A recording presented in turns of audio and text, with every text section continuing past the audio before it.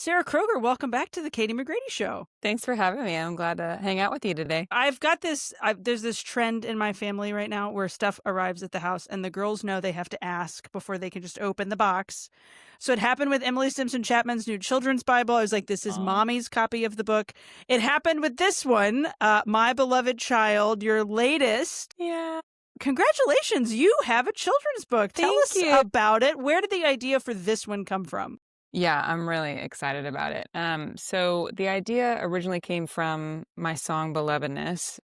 I released that song 5 years ago now, and it's kind of taken on a life of its own. It's had an impact in a way that I never really anticipated. Ever since releasing that song, I remember thinking like, man, I wish that I could figure out how to distill this message in a way that children could understand it or connect with it, or at least like hear it from a young age, even if they don't fully understand what they're reading, and like get it kind of imprinted in them as like a little seed, like what would my life have looked like if I had heard these words when I was younger? How would it have changed things? And so I had this idea for a long time, and then I took it to the other writers of the song, and they had never written a children's book before. I was like, what do you think about, maybe trying our hand at trying to take the lyrics of the song and distill it? And they were all about it. And so that's where the initial idea came from. And then we kind of took it and ran with it with the publisher. But yeah, it's been a really fun process.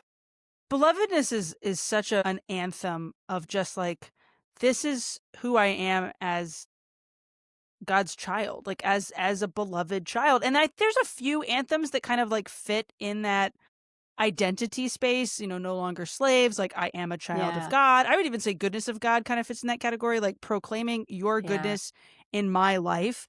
But Yeah. belovedness is unique because like it crosses generations. Like my kids hum belovedness as a lullaby because it's occasionally a song that will play at the end of the night. So it's Yeah. perfect as a children's book. Let's get into that process though. You call up your co-writers, let's make it a kid's book. Y'all have never done this before. Bring us into the room. We were talking Yeah. before we started recording, like the real estate in a kid's book is less. You're talking just a couple hundred words, not 20,000 or however many would be in a song versus like a regular trade book. What was that process like? Yeah, it was definitely different from like a songwriting session, and also similar at the same time because we're working with words. We're trying to craft words in a way that, and also in a small amount of real estate, whether it's a children's book or a song, like you don't have that much space to say something, and so that was definitely challenging. But I also think what was beautiful about it was writing with Tony Wood and Michael Farron. That's the name of the other two writers. They're both dads. They're both grandparents. So for them to bring that perspective of fatherhood was really important to me because I'm obviously not a father. I am a daughter of a father, of an earthly father and of our heavenly father. And so my perspective mixed with that was just a really sweet kind of like, yeah, what's the word I'm looking for? Like intersection. Hmm. And so like getting to do that process with them was really special. And then when I took it to my publisher, we kind of continued to craft and hone and kind of like tweak it to make it. Yeah, I think it like the thing is there's not that many words, and so every single word really matters and really counts. And so like for me that was a challenge, is like really getting in the weeds with it and thinking like, does this sentence make sense? Is it too adult? Would it make sense to a kid? Also, like, what am I communicating about the father's heart through these words? Like, it really matters when you think about it like that. And so there was a lot of pressure, but also it was a really just fun experience to be able to enter into that and craft something different than a song. Yeah, it was really cool.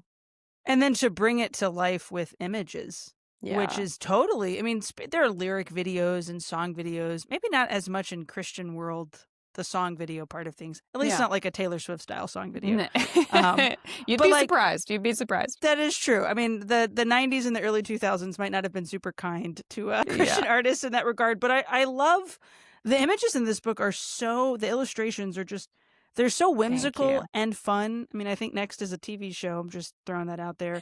There's great diversity. I mean, kids of all ethnicities and backgrounds and body types. Tell us about Yeah. that process of seeing your words then brought to life with this animation in some ways. Yeah, that was the goal and the dream always was I want kids of all shapes and sizes and from all ethnicities, and because all of us are beloved children of God. It doesn't matter what our background is, where we come from. And so that was a big part of my inspiration for the illustrations. But then My publisher was the one that came to me with, like, a couple of illustrator ideas.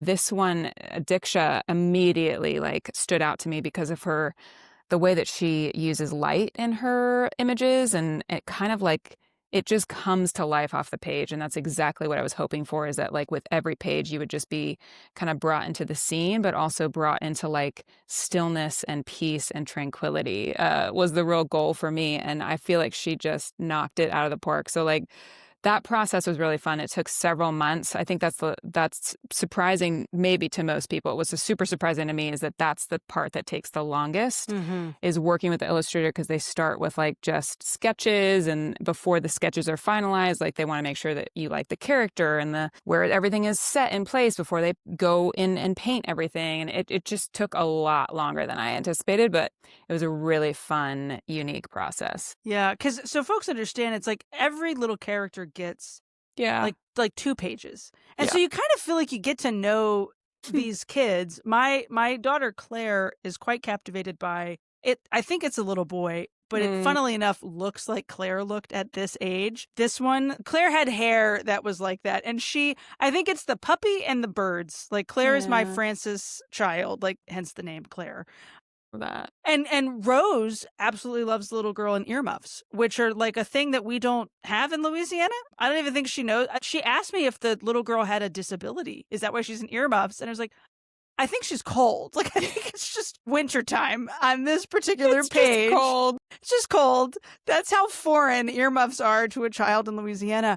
But That's you so do, you cute. connect to these little characters in the story as they're learning Yeah, this reality that I think even as a 36-year-old, like, I need to be reminded of. But let's talk I about that for know. a second. The song Belovedness, 5 years old. It's been an anthem for a lot of people. You sang it at the National Eucharistic Congress. And I think my favorite moment of the Congress was when somebody found me in the exhibit hall and was like, "Can you thank Sarah for playing that song?" Like, I was hoping she'd play that song. I was like, that was like a last minute addition. Like, we I were in the know, it's green thanks to room you. talking about, you should do the refrain of that song. That song comes from a real beautiful place. Can you kind of tell us maybe some of the origin stories of it that have led to your devotional, that have now Yeah, led to this children's book? I don't know. Can you yeah. do sequels of a song? I hate to Well, reference I Taylor Swift did. again, but like she does. But like, tell me Yeah. more about that. I mean, Belovedness is the song that will not quit, because I just released a lullaby edition of it. I Yeah. don't know if you knew Yep. that. So That's the one we're playing at night. yeah, Yeah. yeah. So rewrote the words of it to be more of a prayer over children, to go along with this book, which was really sweet. But the song itself it was inspired by another book by Henry Nouwen called Life of the Beloved. And that book just met me at the exact right moment when I needed it most. At that point in my life, I was really struggling with what I didn't know was an identity issue. Is really just facing wall after wall and massive self-confidence issues, and just like really being mean to myself, like just didn't like myself. And that book kind of reoriented the way that I viewed myself, and recognized, like, this is an identity issue that I need to really find healing in and work on, like, intentionally. And so it kind of set me on this journey of rediscovering my identity as a beloved child of God.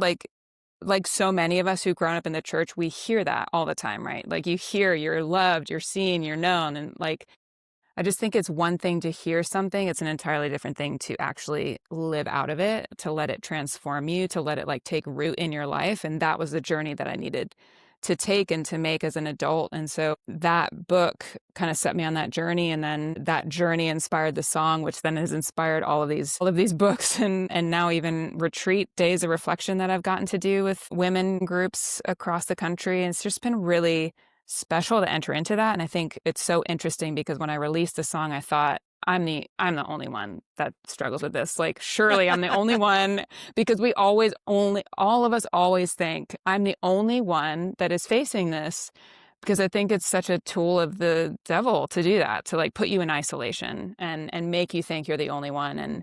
And so being able to share this and recognizing, like, so many of us have this vulnerability, and are working in that, has been really beautiful, and just, yeah, a reminder that we're not alone in our struggles and our weakness. So it's been really fun to be able to have an adult devotional, a children's book, a lullaby coming out with it. It's just been like, yeah, it's taken on a life of its own that I really did not anticipate, and I'm really grateful for. I'm just kind of along for the ride at this Yeah. point. I mean, I think it's coming at the right time in culture and in church world. So thank you for writing I it. hope And thank you so. for this book. Where can people grab a copy of My Beloved Child, this awesome new children's book? I will finally release it to my children to play with. We Yeah, tend to destroy kids' books, so I'm gonna I need, know. like, a second copy for It's just my fine. office, but where can we grab a copy? You can get it on Amazon or you can grab it on my website as well. So go check it out on Amazon or sarahkroger.com. We'll have some links for folks. Sarah, thanks for taking the time. I appreciate it. I'll see you at NCYC. I can't wait. Thanks for having me.